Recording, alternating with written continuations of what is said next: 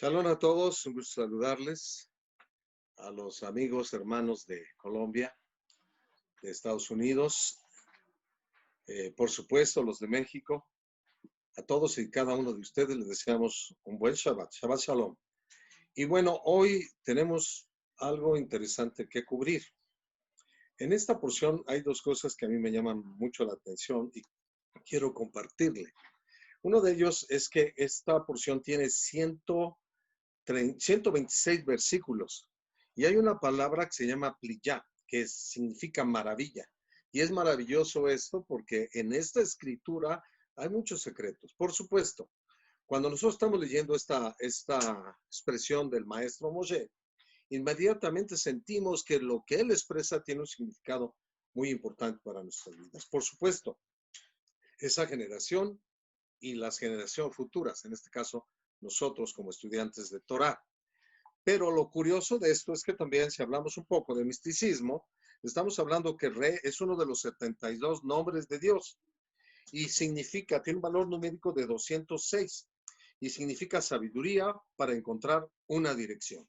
Entonces, cuando se menciona todo esto que acabo de referir, estamos dándonos cuenta que está en esta porción hay una dirección para nosotros, incluso para aquellos que van a casarse. Hay una bendición en esa palabra de Re, que es Resh, Aleph y Hei.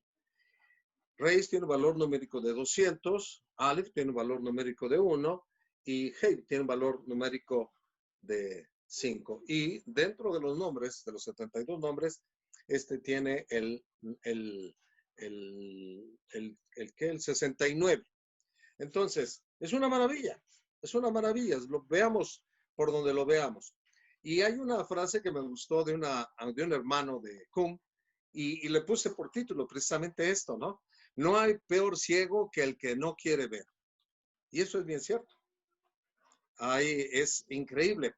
Y buscando un poquito alusión a lo que menciono en este momento, encontré algo interesantísimo en cuestión por supuesto, usted y yo, ustedes me están mirando en esta imagen, y yo, por supuesto, si abro y veo las imágenes de ustedes, nos podríamos ver. Pero el sentido físico es importantísimo. Pero yo creo que lo que aquí está tratando de imbuir este Moshe Rabbeinu a todos y cada uno de nosotros es el sentido espiritual. Y quiero compartir esto acerca de un hombre del siglo XIII llamado Rabbi Itzhak Sagi Naor, conocido como Rabbi Itzhak el Ciego. Las palabras hebreas Sagi Naor significan exceso de luz y visión y se emplean en un eufemismo para referirse a las personas impedidas en la vista. En el caso de Rabbi Itzhak, esto era bastante literal, pues a pesar de ser físicamente ciego, y escuche con atención, sus ojos espirituales, y eso es lo que yo creo que Moshe estaba tratando o está tratando en este momento a nosotros de imbuir. Está tratando de imbuir que no solamente veamos con nuestros ojos. Yo uso lentes para ver de lejos y uso lentes para ver de cerca. Entonces, y lo ideal es tener una visión 20/20, pero yo ya no la tengo. Y sin embargo, pues no estoy ciego. Si me quito los lentes para leer, pues no veo nada para leer, pero veo normal. Pero si quiero alcanzar una visión larga, no veo tampoco, no distingo los rostros. Entonces, es importantísima la vista. Pero en este sentido, lo que nosotros tenemos que apreciar es el sentido espiritual del cual estamos hablando. Entonces, a pesar de ser físicamente ciegos, sus ojos espirituales eran sumamente agudos. Era conocido por sentir el aire. Y uno se pregunta, ¿cómo es eso, no? Observar los pensamientos de otras personas y revelarles su tipo de alma y la fuente de esta. También poseía la habilidad, a través de la percepción del aura de alguien, de discernir la vida y la muerte y de ver la inminencia de esta última. Incluso si uno no es sabio, es posible sentir la partida del propio ser, que es la palabra que se utiliza precisamente para el aura. Es una sombra o cuerpo etéreo. Eso a mí me llamó poderosamente la atención. Yo dije, wow, entonces, si yo no percibo las cosas espirituales, ¿qué diría? ¿Estoy ciego? Pues muchas veces, como decía el maestro, y eso es bien cierto, tienen ojos y no ven. Y yo creo que lo que tenemos que ver aquí es precisamente todo lo que Moshe está tratando de darnos a nosotros. Y hay una palabra hebrea que se utilizó en la antigüedad, es una palabra, no hebrea, sino es una palabra, eh, no, es aramea, que se llama nabat, y se utilizó y se sigue utilizando todavía, y significa mirar, pero va más allá porque es mirar, es considerar, es percibir, es advertir. Entonces nosotros en esta porción que estamos analizando, tenemos que considerar lo que se está hablando aquí y percibir esa espiritualidad que emana de esta escritura con los 126 versículos y por supuesto con el nombre de Dios de 72. Es uno de los nombres que es rey, precisamente. Y aquí lo que nosotros tenemos que ver es que hay una advertencia para nosotros. En Éxodo 3:6 se usa precisamente ese versículo. Es muy interesante, quiero darle lectura, y dice lo siguiente, el 3:6. Y digo, yo soy el Dios de tu padre, Dios de Abraham, Dios de Isaac y Dios de Jacob. Entonces Moshe cubrió su rostro y tuvo miedo de mirar a Dios. Y debemos de entender, amados hermanos, que si nosotros no podemos ver a Dios como el caso de Moshe, o como el caso de mucha gente, pero sabemos que sus ojos recorren toda la tierra y nos observa. Él observa todo lo que nosotros hacemos, incluso nuestros pensamientos, nuestro sentir, nuestro percibir, todo eso. Por eso hay que considerar lo que se está hablando aquí.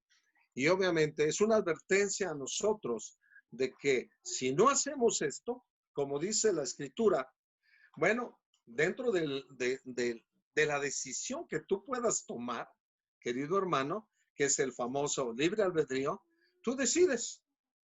Tú decides si quieres estar en un monte o en el otro. El monte Ebal y el otro monte que es el Gerizim. Tú decídelo. Nadie te va a obligar a hacer lo que tú no quieres. Y podemos ir a la historia que siempre tenemos que mencionar.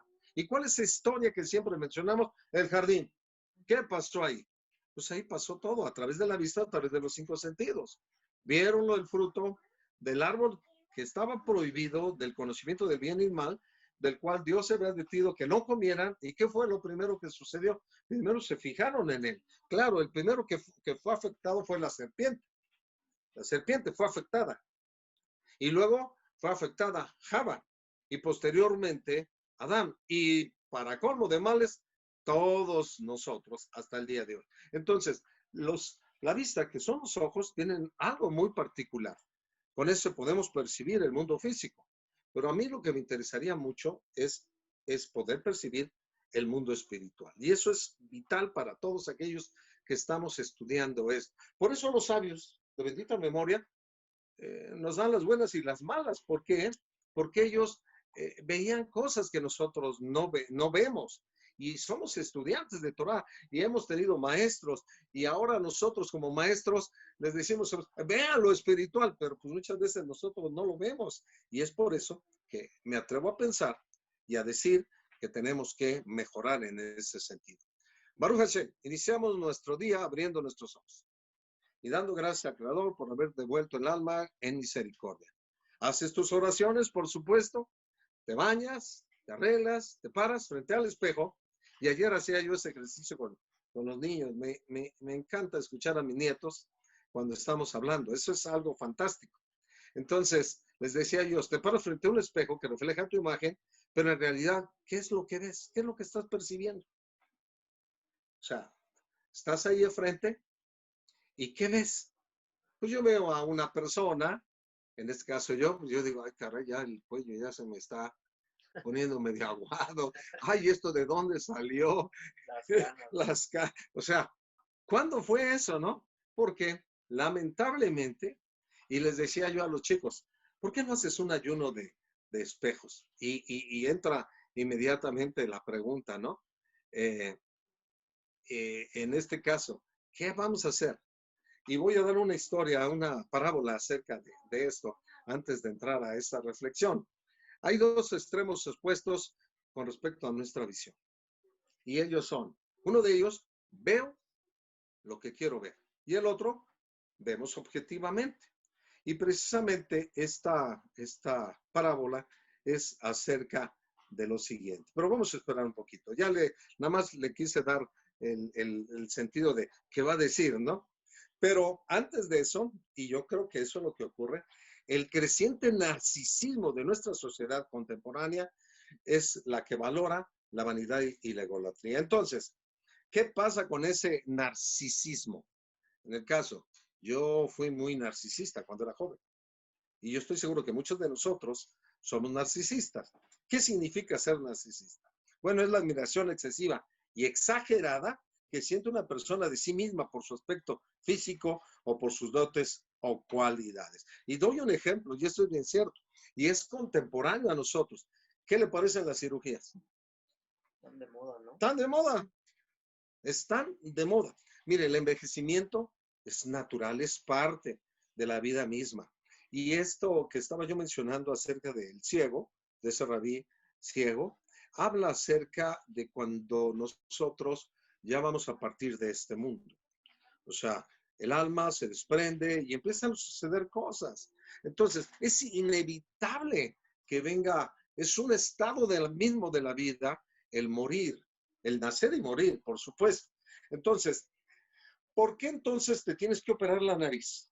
¿Por qué entonces te tienes que operar los senos? ¿Por qué te quieres poner, nosotros lo llamamos aquí pompas? ¿Por qué te tienes que arreglar los dientes? Bueno, eso probablemente sería válido si traen todos chuecos. ¿Por qué los ojos? ¿Por qué la cara en general? Mucha gente se ha quedado en la cirugía para lo que se conoce como liposucción. Y luego, precisamente cuando les meten esas cosas, tanto a los senos como a las nachas, caramba, perdón, pero esta es la realidad, no se aceptan. No se aceptan a sí mismos. Así naciste, así eres. ¿Qué vas a hacer? Imagínense, hacer una cirugía. Había un hombre muy atractivo, la verdad, muy atractivo. Exageradamente atractivo, muy varonil, el hombre. Hoy es un monstruo de su cara. Michael Rook. ¿Qué le pasó a ese hombre?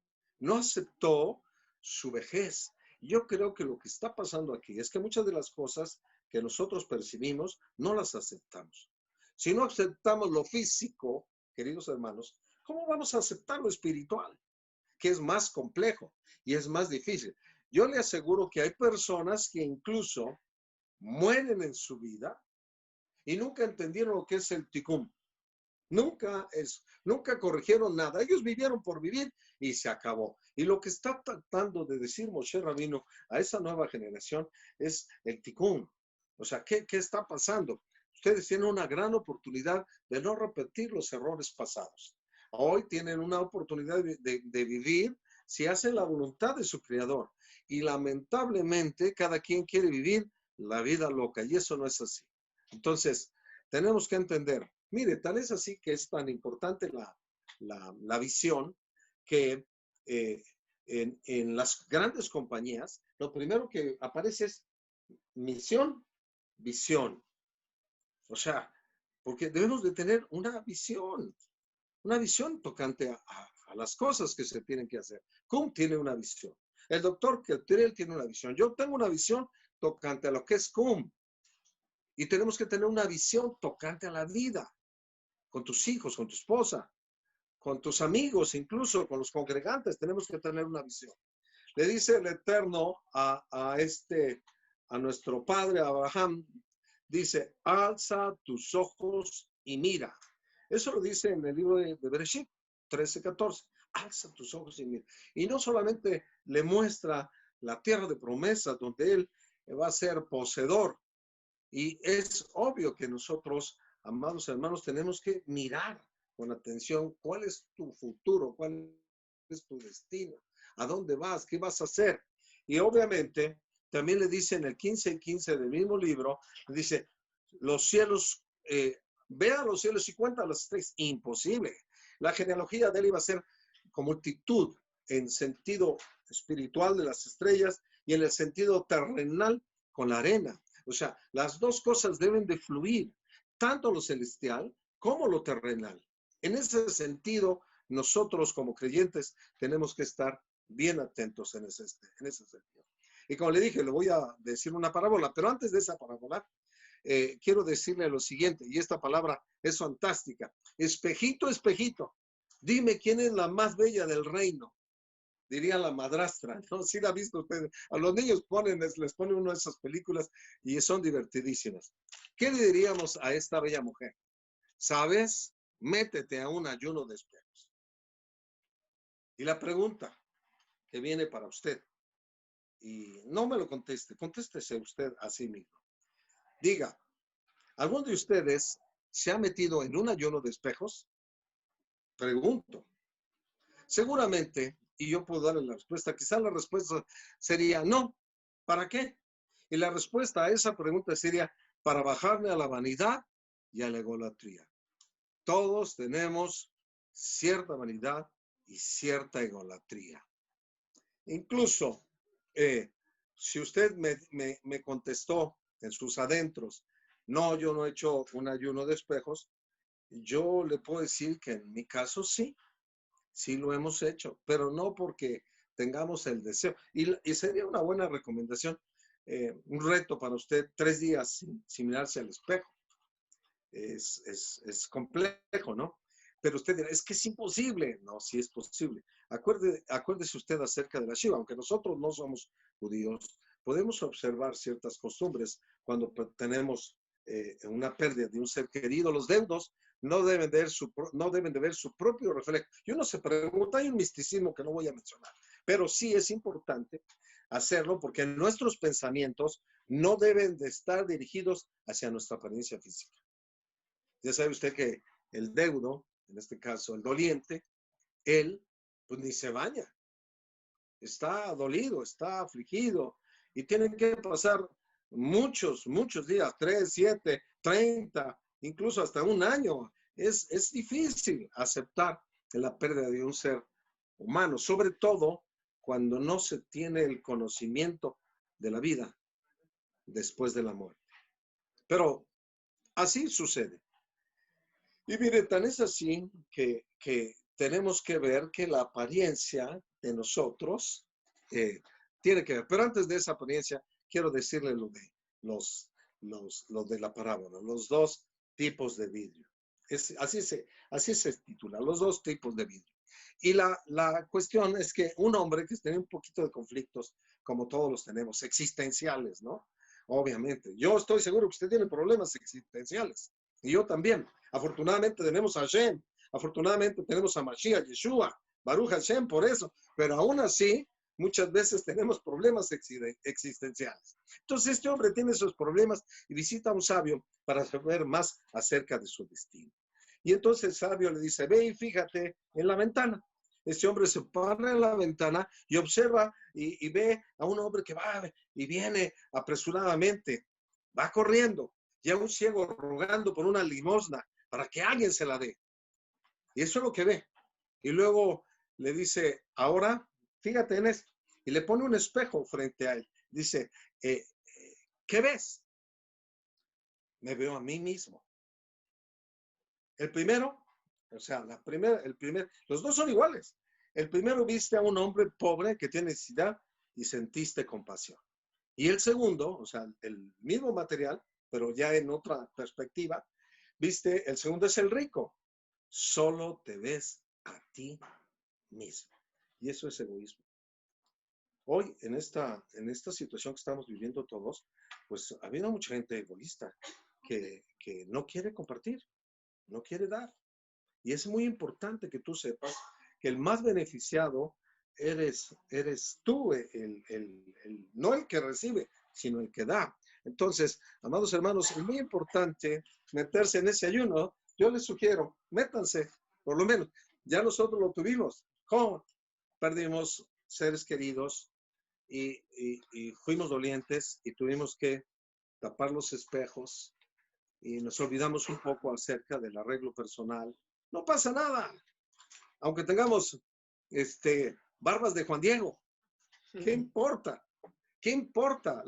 ¿Qué importa si perdiste la raya del cabello? Lo importante es que no estés preocupado por ti, sino por aquello que perdiste. Y obviamente usted sabe muy bien que en el jardín se perdió todo, prácticamente, la vida misma. Por unos cuantos instantes si hubiéramos tenido otra circunstancia, pero todo está dentro de las manos del Creador. Y como le dije, muchas veces nosotros podemos ser prejuiciosos cuando observamos algo o vemos algo, vemos con mal ojo. Mi esposa siempre dice eso, ve con buen ojo, no con mal ojo. Ese es el consejo que siempre da ella. Y es importante que lo veamos así. Es tan importante el buen ojo que podemos ver el ejemplo en el primer libro de Samuel, capítulo 16 y versículo 7. Es increíble esta historia. Y busqué una parte para enriquecerla. Lo puedo parafrasear, pero muchas veces restamos importancia a la historia. Sabemos y entendemos que hay problemas con el rey Saúl. Hay problemas con él. Y entonces hay que reemplazarlo de alguna manera. Y mientras está sucediendo esto, tanto Dios, por supuesto, este personaje, el rey que está fracasando como tal, y obviamente tiene sus virtudes, el profesor José Alberto ya se las ha explicado, hay cosas interesantes de él, pero en este caso él ya llegó a un grado de caída espiritual. Entonces, entre Dios y Samuel han decidido que va a haber algo que va a suceder. ¿Y quién es ese algo? Un hombre que ni siquiera sabe ni entiende lo que está sucediendo. Y eso es interesante que usted lo aprecie, amado hermano. Están sucediendo cosas, situaciones que usted ni siquiera se imagina que están sucediendo.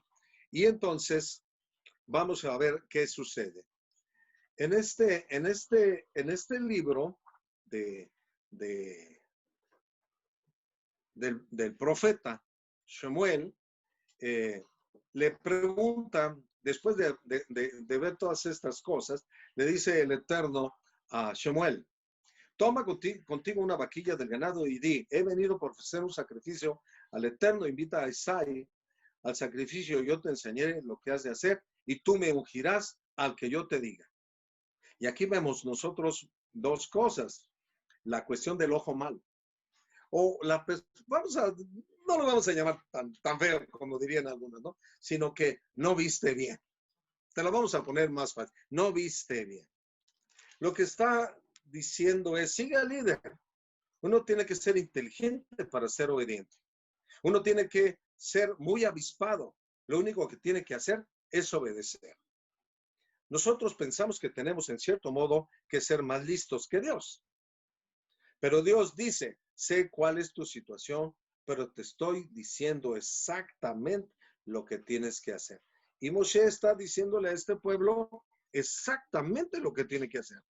Decide, bendición o maldición. Entonces, Dios ya lo sabe, por eso le dice, por tanto, hazlo. Toma una vaquilla del ganado, ofrece el sacrificio y mira a tu alrededor. Yo te mostraré al hombre que he escogido para el cargo. ¿No es bien sencillo? Mientras tanto, David está entre los bastidores. Él no sabe nada de lo que Dios y Samuel están hablando en el otro extremo del país. ¿Qué está haciendo? Cuidando las ovejas. Ese es su trabajo. Así es. Ninguna trompeta angelical lo anunció. Ningún rostro se asombró desde el cielo. El sol salió esa mañana, como siempre, sobre las murallas purpúreas de las colinas de Moab, tiñendo a las nubes de oro y azafrán. Con el primer resplandor del día, el joven se dirigió a conducir su rebaño a los apacentaderos preñados de rocío a medida que transcurrían velozmente las horas matutinas. Muchas tareas absorbería su alma vigilante, fortaleciendo a las débiles, curando a las enfermas, vendando a las fracturadas y buscando a las perdidas, o la música de sus canciones puede haber llenado el éter diligente. Ese era David. Para él no era más que otra mañana cualquiera, pero sabía que su vida jamás volvería a ser la misma, o que desde que despuntó ese día estaba destinado al trono de Israel. Dios tiene en mente cosas muy sorprendentes para sus hijos. Te pregunto, ¿eres hijo de Dios? Pues dígame, sí soy. Entonces, Dios tiene cosas sorprendentes para ti. Para algunos puede suceder mañana, para otros el próximo mes o el próximo año, o dentro de 5 años, yo no sé. No sabemos cuándo. Para algunos pudiera ser hoy mismo. Pero lo hermoso de esta aventura llamada fe es que podemos estar seguros que Él jamás nos lleva por mal camino. Él sabe perfectamente a dónde nos está conduciendo. Nuestra tarea es obedecer y vivir en estrechos compañerismo con Dios al transitar por esta senda terrenal. En el curso de este sencillo arreglo, Dios nos introduce a su plan eterno. Samuel hizo lo que le dijo el Eterno. Así se hace, Samuel. ¡Qué ejemplo! Eso es lo que nosotros tenemos que hacer. Hizo exactamente lo que Dios le dijo. Buscó una vaquilla y se dirigió a la casa de Isaí en Belén, lleno de confianza. Y aquí hay una frase interesante. El hombre propone y Dios dispone. Los ancianos de la ciudad vinieron temblando y a recibirle le dijeron, es pacífica tu venida. Vino el profeta de Dios, imagínense usted. ¿Y por qué tiemblas? El visionario también se les dice así. ¿Por qué tiemblas? ¿Qué andas tan mal que te da miedo que se acerque el hombre de Dios a tu vida y traiga una respuesta del cielo para tu vida? Bueno, eso lo podemos ver en toda este pasaje tan interesante de lo que es la historia del ungimiento del rey. En este tiempo había verdaderamente temor de un extremo al otro de la nación. Y podemos verlo reflejado en la reacción inmediata de los ancianos. Había problemas en el despacho del rey y eso hacía que la gente que vivía en los campos se sintiera preocupada. Por tanto, cuando un profeta venía a visitarlos, decían, ¿qué está haciendo Samuel aquí? ¿Por qué viene a Belén? ¿Qué problema hay? ¿Qué está ocurriendo? No saben por qué se encuentra allí Samuel y por eso están asustados. Y por eso le preguntan, ¿es pacífica tu venida? Samuel respondió, sí, es pacífica.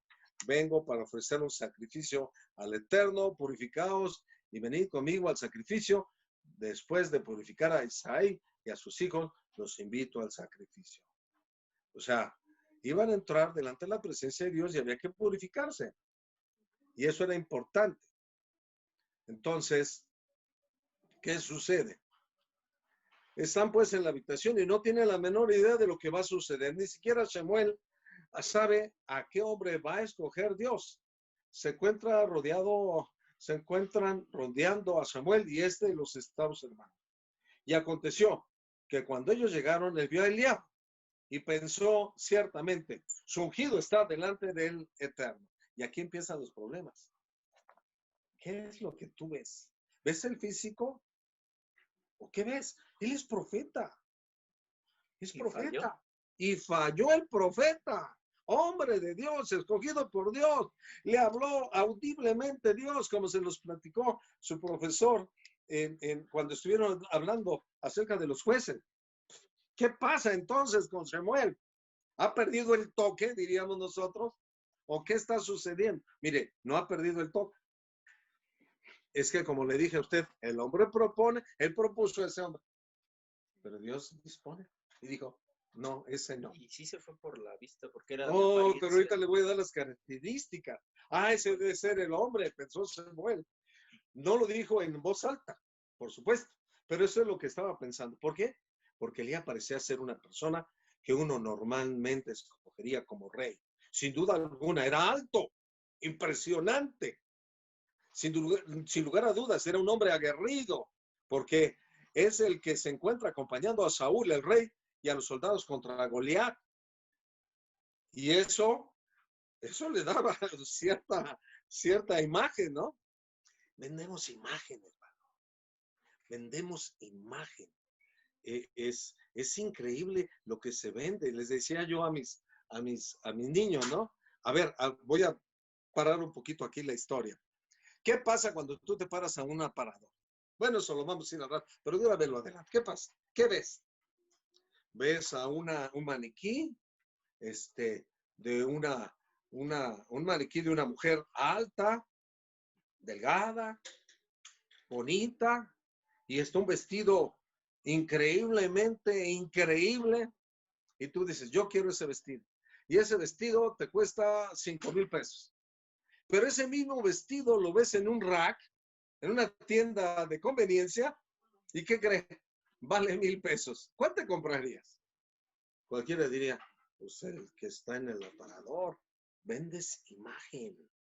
Y no es así. Entonces, tú no te vayas con la finta, amado hermano. Tú mira el interior de las personas y es lo que ellos no veían. No veía eso el profeta. Un vidente no veía. ¿Cómo? Si es vidente, él ve. ¿Por qué no vio exactamente? Lo que Samuel no vio fue el carácter de Eliab. No vio, como vemos en el otro capítulo, que Eliab era criticador y negativo y que despreciaba a su hermano menor, en este caso a David. Samuel estaba prendado de lo exterior como la mayoría de nosotros. Así es, así es. Siempre vemos lo que no tenemos que ver.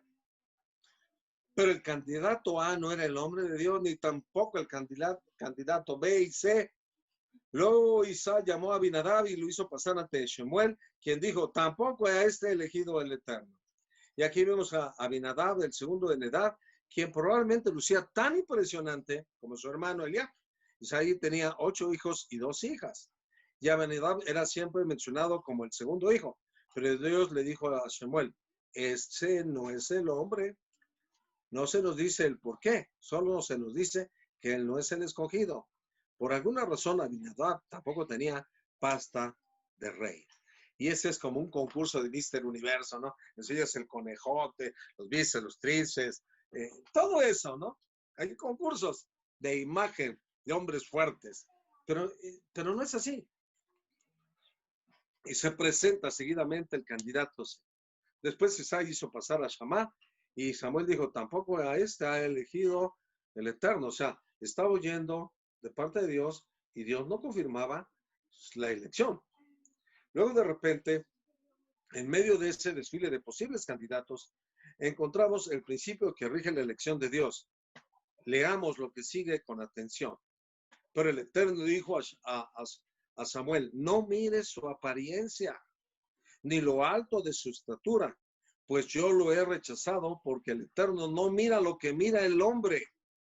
El hombre mira lo que está delante de sus ojos, pero el Eterno mira ¿qué? El corazón.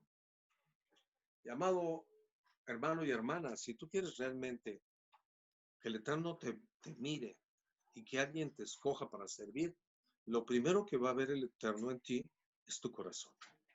Si tú no tienes un corazón dispuesto, limpio, puro, sin prejuicios, entonces lo más seguro es que no te escoja. Pero si tú no tienes todas esas características correctamente, te va a escoger el Eterno. Ahora bien, si yo pudiera cambiar una cosa de mi enfoque o visión, esta sería la que cambiaría. Me gustaría verle el corazón, no el rostro a las personas. Pero solo Dios, y te acabo de decir que el diccionario veía, sin ver, tu aura, o sea, lo que te rodea, lo que está dentro de ti, eso es lo que veía ese diccionario. Entonces, esa es la razón. Pero Dios solo puede hacer eso, por lo tanto tenemos que mirarlo a Él para que nos dé con nuestro enfoque limitado esa clase de discernimiento. Hay un don que se llama discernimiento de espíritus, precisamente eso nos puede ayudar, porque nosotros no lo tenemos por naturaleza. Es por eso que Dios dice, Samuel, ese es el principio de la elección, y es por eso que una y otra vez dije que no. Él había visto a Eliab, a Abinadab, a Shammah y a los demás hijos de Isaac, pero como realmente eran, había visto sus corazones. Y recuerde que Dios había dicho, yo ya he escogido a mi hombre y lo designaré. Más atrás, en el capítulo 13, él dijo, estoy buscando a un hombre según mi corazón. Estoy tras esa persona.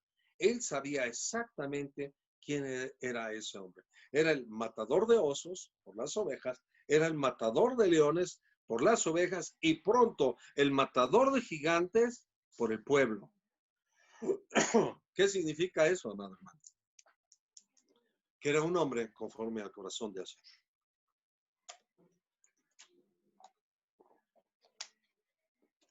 Y ahí estamos viendo la clave de todo eso. A mí me resulta muy significativo que Isaac no tuviera a su hijo menor en esa habitación.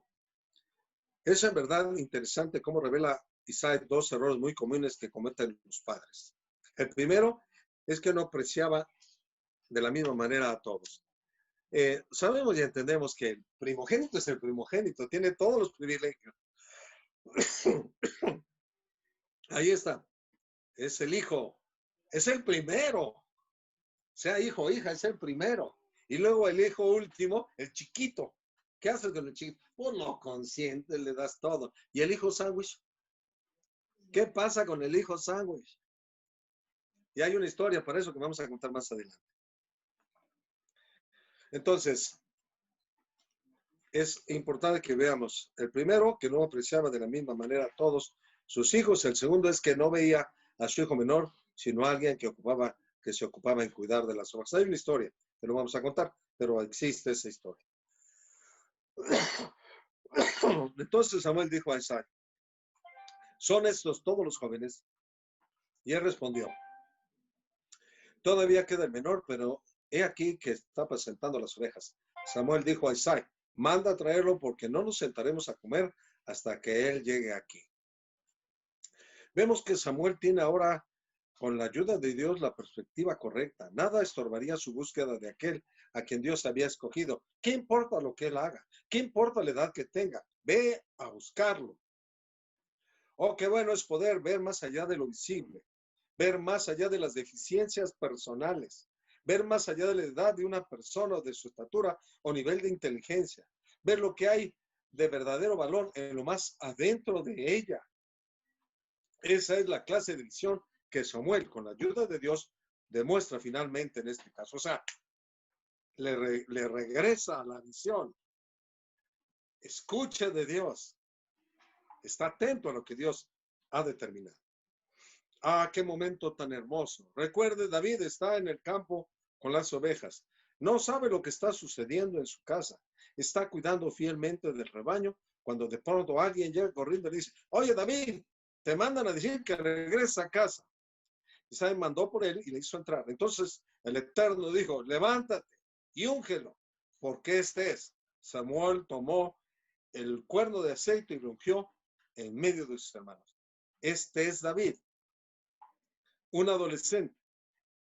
Entra a la casa todavía oliendo a ovejas y de repente un anciano se mueve dificultosamente hasta él y le derrama aceite en la cabeza. Este le chorrea por el cabello y cae sobre su cuello. El historiador Josefo dice que Samuel, el añoso, le susurró en el oído el significado del símbolo. Tú serás el próximo rey.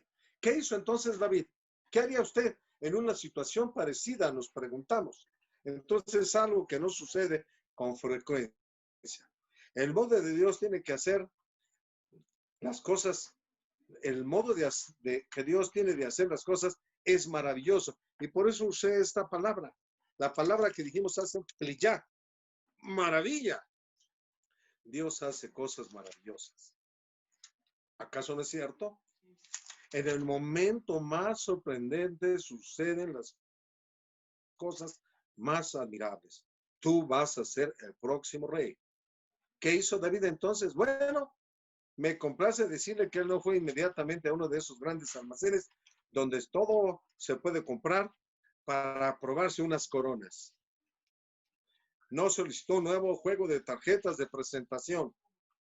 Tras ordenarle al impresor un distintivo que decía, yo soy el nuevo rey. Tampoco pulió una carroza y lanzó a la carrera a través de la calle de Belén gritando, soy el escogido de Dios. Están viendo al sustituto de Saúl. ¿Qué fue lo que hizo? Bueno, véanlo en los siguientes versículos. Nos ocuparemos de estos versículos después. Pero Saúl obviamente respondió a sus servidores, buscarme por favor alguno que toque bien y traérmelo. Y lo demás usted ya lo conoce. Se enfrenta al gigante y todo cambia, pero no es inmediato la toma del reino. Seamos pacientes y pensemos a ver con otro tipo de ojos. Es muy importante. Y como le dije, diríamos, como dice mi esposa, no veas con ojo malo. Eso lo vemos aquí. Es tremendo lo que aquí se menciona, porque cuando nosotros empezamos a leer esta lectura de Rey, dice, mira, hoy pongo yo ante ustedes una bendición y una maldición. La bendición se escucha en los mandamientos del Eterno su Dios, que les ordeno este día.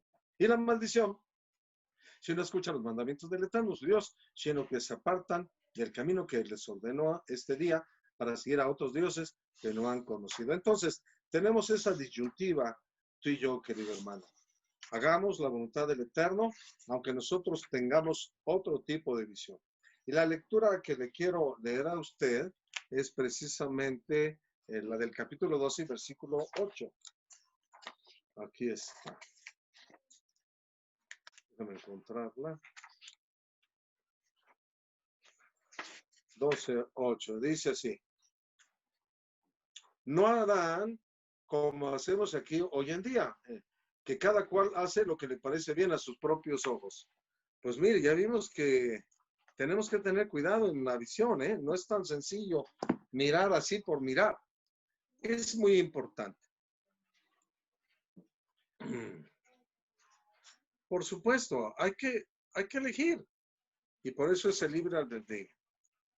El mal de ojo, del cual estamos hablando, cuando miramos mal, hay una escritura en el Talmud, en el 20, quiero darle lectura. Este tratado es muy importante. Y habla acerca del Sadik Yosef. Rabbi Yohanan era un hombre muy hermoso. Solía ir a sentarse a las puertas de la mikvé del baño ritual donde se purificaban las mujeres, dando la razón de que lo hacía, de por qué lo hacía. Dijo, cuando las hijas de Israel salgan de la mikvé, me verán y así tendrán una progenie bella como yo. Los demás sabios le dijeron, ¿no tienes miedo del mal de ojo? El Ajin Jara, a causa de tu belleza. Él contestó, yo desciendo de la simiente de Yosef, hijo de Jacob, a quien no le afectaba el mal de ojo, como se declara, hijo de encanto es Yosef, hijo de encanto para el ojo. Explicando la afirmación anterior, Rabí Abajú dijo, en este versículo no leas Alea Jin para el ojo, tal como literalmente está escrito, sino como si estuviera escrito Olea Jin, que suben del ojo. Es decir, que están más allá de que el ojo maligno de la gente los afecte. Por poniendo una segunda interpretación, Rabí Yosef Bar Hanina dijo que la descendencia de Yosef nunca fue afectada por el mal de ojo. Se aprende de este versículo que se reproduzcan abundantemente como peces en la tierra. De ese versículo se aprende que así como el agua cubre a los peces que están en el mar y por lo tanto el ojo humano no tiene dominio sobre ellos, de igual modo, el ojo no tiene dominio sobre la descendencia de Yosef. El Talmud ofrece una tercera interpretación de que por qué la descendencia de Yosef no es afectada por el mal de ojo. Si quieres, también puedo decir que el ojo que no quiso sustentarse de aquello no era suyo. Es lógico que el mal de ojo no le afecte.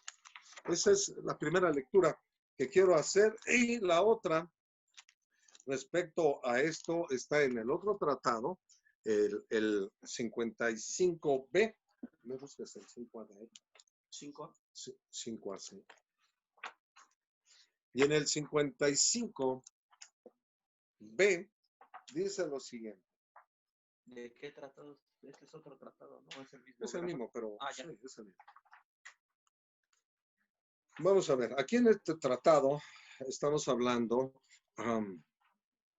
de lo que es el tratado del Talmud Brajot.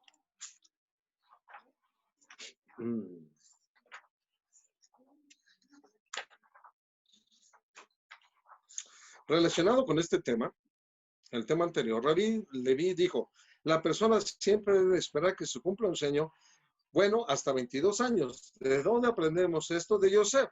O sea, nosotros podemos aprender muchísimas cosas de ese Sadik.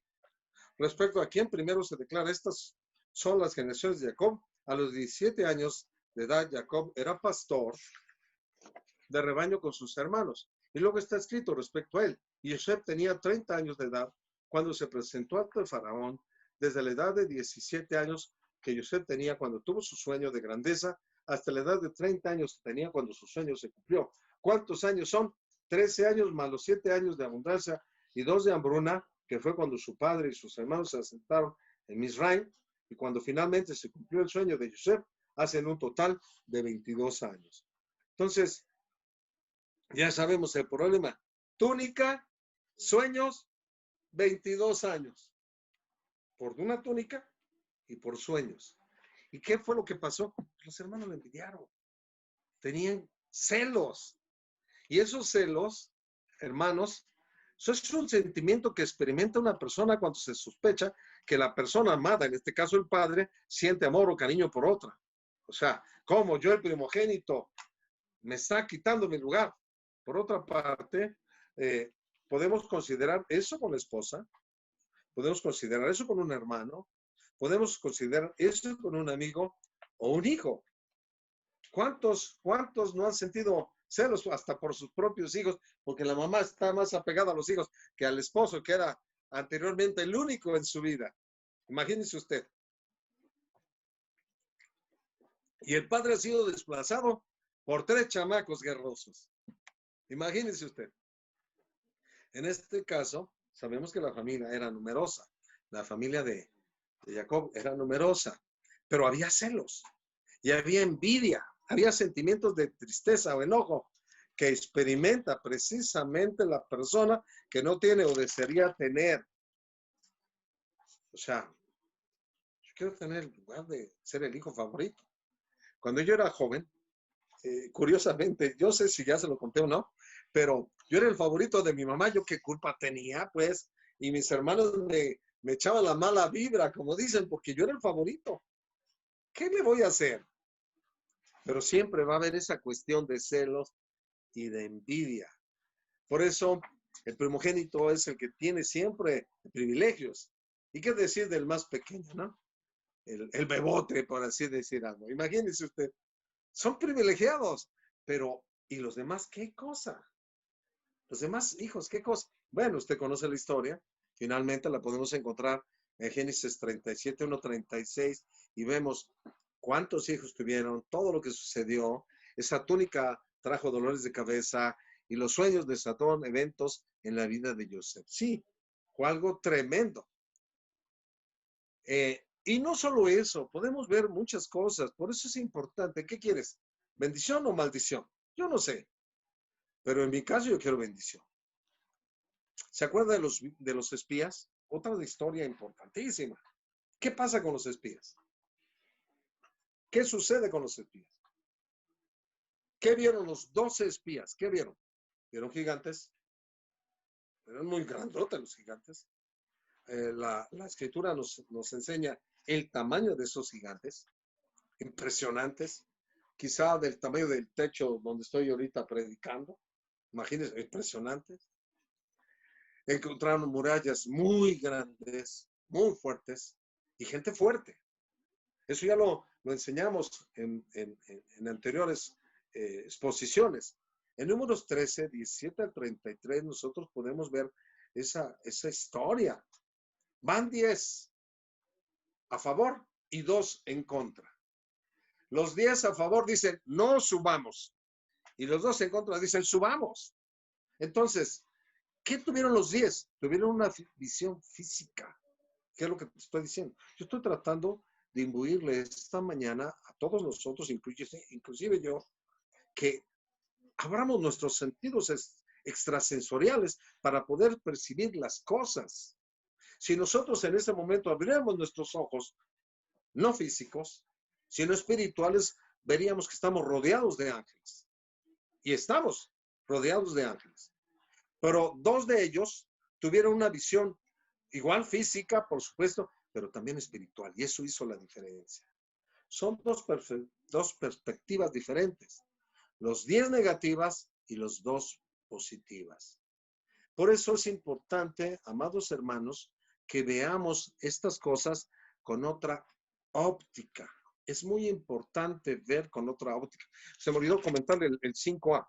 Vamos a ver qué dice el 5A. Porque me parece importante. Pero no sé qué parte sea. Ahorita lo encuentro.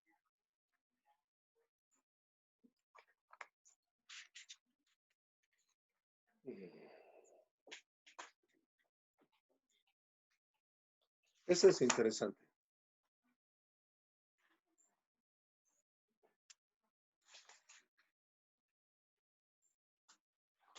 Empieza desde Ah, sí. Sí, acá está. Este es.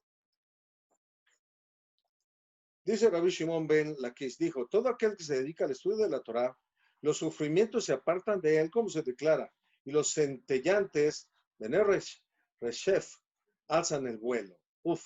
En este versículo, la expresión uf, en vuelo, solo puede referirse a la Torá, ya que en otro versículo, la escritura se refiere al estudio de la Torá como una expresión similar, como se declara, si haces volar, Taif, tus ojos de mirar, en ella desaparece.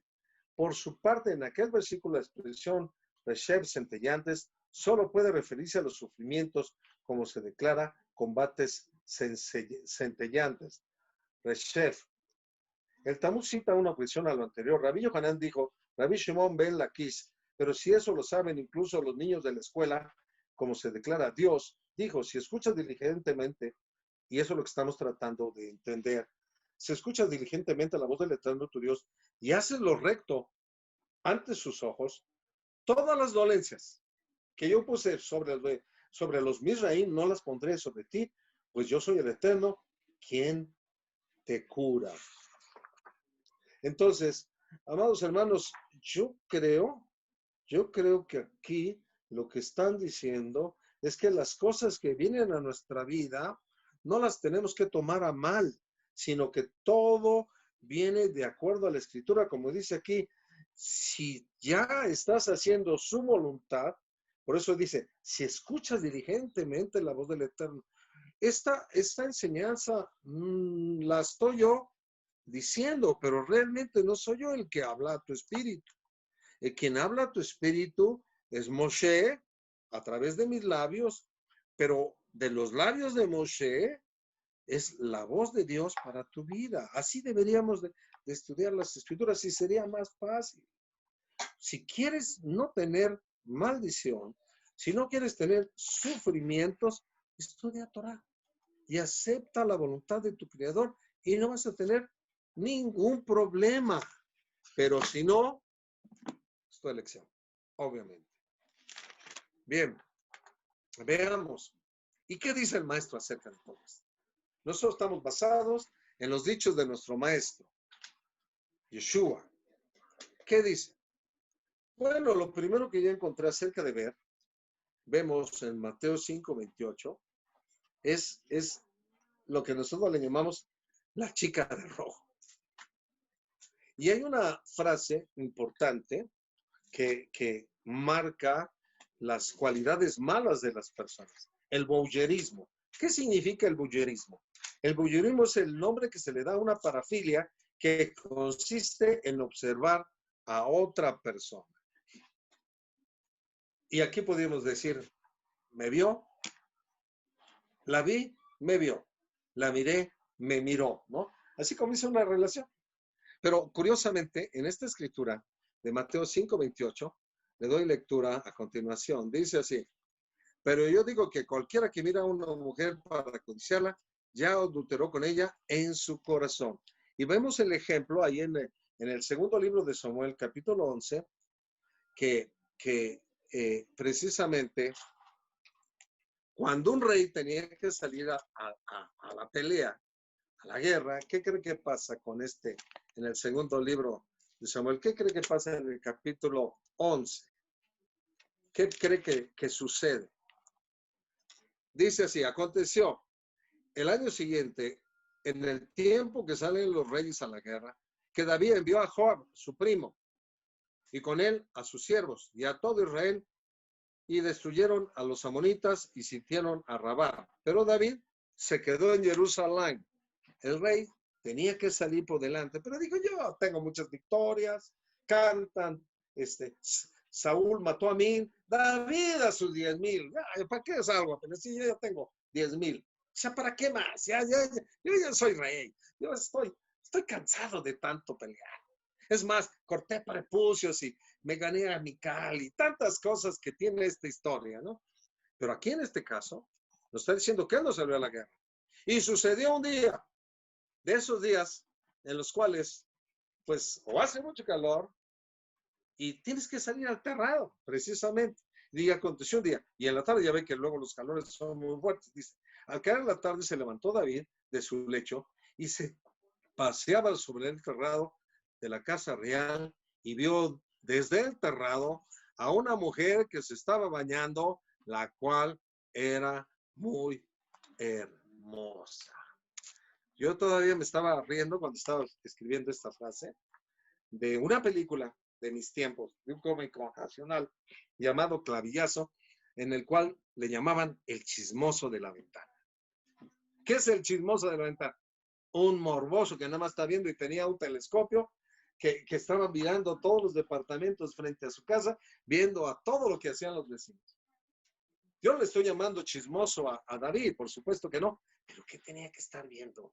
Lo que no tenía que ver visto. Y eso trajo a la postre un sinfín de problemas al rey. Para empezar, era una mujer casada. Estaba destinada a ser para él, sí, desde el cielo. Era lo que le llamamos su media naranja. Su alma gemela. Su alma gemela era. Entonces, ¿por qué está casada mi alma gemela con otro? ¿Qué pasa? Pero él no esperó el tiempo de Dios y el tiempo de Dios es para tu vida. ¿Qué te dije? En el caso de los 22 años, para cumplirse un sueño, 22 años. Nosotros queremos soñar y al otro día que esté todo listo. Queremos tener nuestra vida resuelta el día de mañana. Puede suceder, no sabemos. Pero como te dije, puede ser hoy mismo, puede ser mañana, puede ser dentro de 5 años o incluso 22 años. Tengamos cuidado, hermanos míos, de esperar los tiempos de Dios. El tiempo de Dios, hay un canto hermoso, a mí me encanta ese canto del tiempo de Dios. Y dice el canto, el tiempo de Dios para mi vida, y hay un tiempo para mi vida. Y el mismo sabio, Salomón, dice que hay un tiempo de reír, hay un tiempo de llorar, hay un tiempo de sembrar, hay un tiempo de cosechar.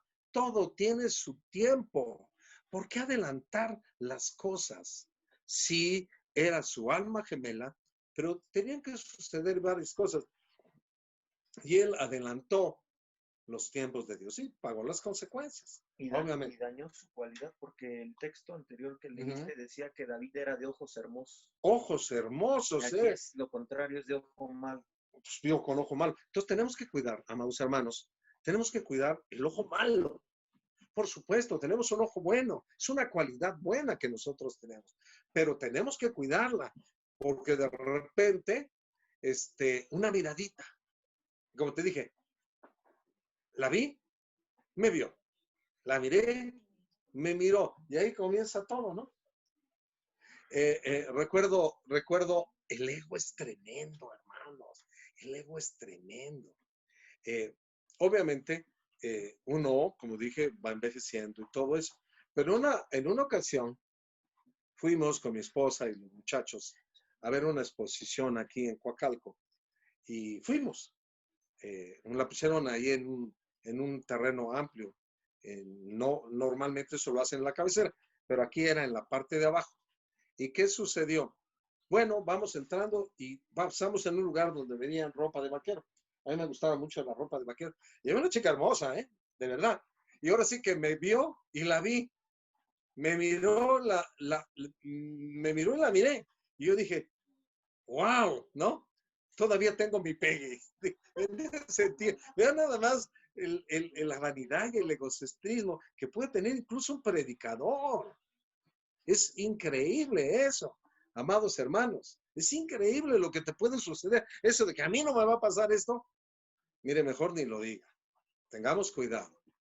Hay que ser fieles a nuestras esposas, hay que ser fieles a nuestros hijos, hay que ser fieles a nuestros amigos, hay que ser fieles a nuestros congregantes, pero sobre todo, por encima de todo, fieles a Dios. Y eso es muy importante. Entonces, la chica de rojo se le apareció a David. Se le apareció porque se le apareció. Y la chica de rojo se me había aparecido a mí en la persona de esa persona. Y bueno, yo resistí. Pero, ¿qué tal si no resisto? Sí, cae. ¿Caigo?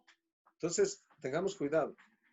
Algunos dicen, y esto es bien cierto, no porque me vea usted así, dicen que nunca falta un roto para un descosido. Claro. Entonces, cuidado, amado. Aún a esta edad, ya ha entrado en años, casi para entrar a ser anciano, estoy a punto, arañando esa edad, resistiéndome a llegar a esa edad, pues todavía uno tiene ese ego, todavía tiene uno esa vanidad, eso no se acaba hasta que te mueres.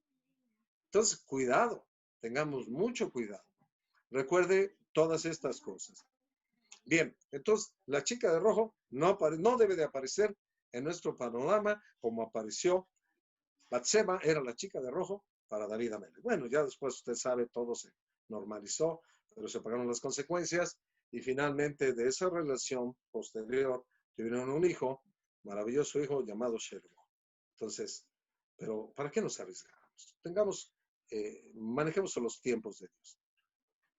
Hay otro pasaje adelantito ahí mismo en el libro de Mateo, que es el 7:3, en donde se nos habla de ciertas cosas. Y se dice, ¿y por qué miras la paja que está en el ojo de tu hermano y no echas de ver la viga que está en tu propio ojo? Criticamos, amados. ¿Ya viste? Se cree muy espiritual. Y yo traigo una bigota. Él trae quizá esa pajita, pero yo traigo esa bigota. Que qué barbaridad. No, es una cosa tremenda el ser críticos de las personas. Mira, ahí va ese gordo, mira, ahí va ese enano. O sea, es increíble. Ese negro. O sea, ¿qué pasa? Pues es tu color, ¿cuál es el problema? Ese moreno, ese prieto. A los mexicanos nos quieren por prietos. Frijoleros nos dicen. Los frijoleros nos dicen los norteamericanos, ¿no? Pero yo sé que Nelly no, porque es colombiana. pero imagínense, ¿cómo es posible que nosotros critiquemos a las personas por su condición física? ¿Qué te dije acerca de lo físico? La gente se arregla lo físico. Y algunos dirían, pues no está mal, pues no está bien. Dice Amram Aniyar que el cuerpo es como un Sefer Torah. No te puedes tatuar, no te puedes hacer cirugías, salvo que, por ejemplo, se te rompa un brazo. Que sea necesario, ¿no? Te tienen que arreglar, meter unos clavos o algo así. Eso está bien, pero es porque es necesario, pero por voluntad propia. Imagínese usted ponerse el delineador, pues es un tatuaje. Los labios que ahora están todas así, las mujeres todas así. ¿Qué es eso? Si tenemos los labios tal cual. Y por si usted no lo sabe, las características también de los labios se ven en el rostro. Por eso me sorprende mucho que Samuel no haya visto el rostro de las personas, porque los sabios en el rostro podían saber cómo eras tú. Que a David lo vio mal. A David lo vio mal. ¿Por qué? Porque era pelirrojo, comenzó. Imagínense, este pelirrojo, no, este es un malvado, es un rachá. No, por eso te úngelo, le dice el Eterno. Entonces, no mires la apariencia, no mires y no critiques. No critiques a nadie por su apariencia. Mire, a veces la gente no puede vestir bien, no porque no quiera. Tiene dinero. No hay dinero, y menos ahora. Ahora ya, olvídese, yo he visto aquí en la zona cómo se han propagado los negocios. Todo el mundo está vendiendo para sacar algo y poder subsistir. Nosotros somos muy bendecidos, Baruch Hashem. Pero ¿sabe por qué? Porque estudiamos Torah y porque respetamos los principios de la Torah. Pero no podemos criticar a nadie. Más bien, no critique a nadie cuando le pida una moneda. Ponte en sus zapatos, como lo del espejo que mencioné. Y luego viene otra en el 22 del mismo libro, 22:16. Todo es respecto al maestro. Dice el 16. No es dicho del maestro, pero dice aquí. Y le enviaron los discípulos de ellos con los herodianos. Bueno, es una relación con los maestros, pero no son palabras del maestro. Después ya lo dice. Dice, maestro, sabemos que eres amante de la verdad y que enseñas con verdad el camino de Dios y no te cuidas de nadie porque no miras la apariencia de los hombres. Fíjense bien lo que ellos han notado del maestro. Dinos, pues, ¿es lícito dar tributo al César o no? ¿Y qué contesta el maestro? Pero Yeshua, conociendo la malicia de ellos, lo estaban poniendo una trampa. Dijo, ¿por qué me tentáis, hipócritas? Ahí está la hipocresía. Mostrarme la moneda del tributo. y ellos le presentaron un denario. Entonces le dijo, ¿de quién es esta imagen? Y la inscripción. Le dijeron de César. Y les dijo, dad pues al César lo que es el César y a Dios lo que es de Dios. Oyendo esto se maravillaron y dejándole se fueron. O sea, estaban tentando al maestro esta bola de hipócritas. ¿Usted ha tratado con hipócritas? Yo por años he tratado con hipócritas, la verdad. Y es increíble. Seamos auténticos, hermanos. Que tú sí seas así, que tú no seas no. No sea auténtico. No seas hipócrita. Yo sé que usted no, pero yo he tratado con muchos. Y finalmente, estamos casi ya terminando. Y es acerca del 24, también, de ese mismo libro. El 24 de ese mismo Evangelio 24, versículo 2, dice así. Y respondiendo, él les dijo, ¿por qué? Yeshua dice, cuando Yeshua salió del templo y se iba, se acercaron sus discípulos que para mostrarle los edificios del templo. Respondiendo, él les dijo, ¿veis todo esto? O sea, le está mostrando lo que ahí está. De cierto os digo que no quedará aquí piedra sobre piedra que no sea derribada. Y uno se pregunta inmediatamente, ¿y el cóctel entonces qué? Acuérdense que un templo, el primer templo lo construyó el hijo de David, Shalomó. Y el segundo templo hizo una ampliación Herodes, el tetrarca, precisamente. Y lo que está hoy en evidencia, el del cóctel, es precisamente una remodelación, una extensión del templo. No era como tal. No era como tal el templo original. Por eso es importante leer con detenimiento las escrituras, porque entonces dirán, son una bola de mentirosos, y no es así. Entonces, la mirada es importante, sumamente importante. Y mire, hay una recomendación que nos hace la Biblia, en la cual con esta vamos a terminar esta enseñanza del día de hoy. Vaya al segundo libro de Crónicas y en el capítulo 24:2, no, perdón, 34:2, repito, segundo libro de Crónicas, 34:2, vamos a encontrar algo interesante. Y esto es muy importante. Antes de leerlo tal cual, la recomendación es hacerlo recto. Y esa es mi recomendación para ti y para mí. Sabemos que está el monte Ebal, el monte Gerizim. Bendición y maldición. Ahí está. Tú decides. Tú eliges. Pero la recomendación mía hacia ti es lo que dice la Escritura. Es hacerlo recto ante los ojos de Hashem, como lo hizo el rey Josías. Leamos entonces el 24 de segundo libro de Crónicas, 34, perdón. 34 y versículo 2. Pero voy a leer un poquito antes. De 8 años era Josías cuando comenzó a reinar y 31 años reinó en Jerusalén. Este hizo lo recto ante los ojos del Eterno y anduvo en los caminos de David su padre sin apartarse a la derecha ni a la izquierda. Esa es mi recomendación en esta semana para ti y para mí. Y termino diciendo otro adagio es, todo se ve según el cristal como se mira. De ti depende. Baruch Hashem. Muchas gracias.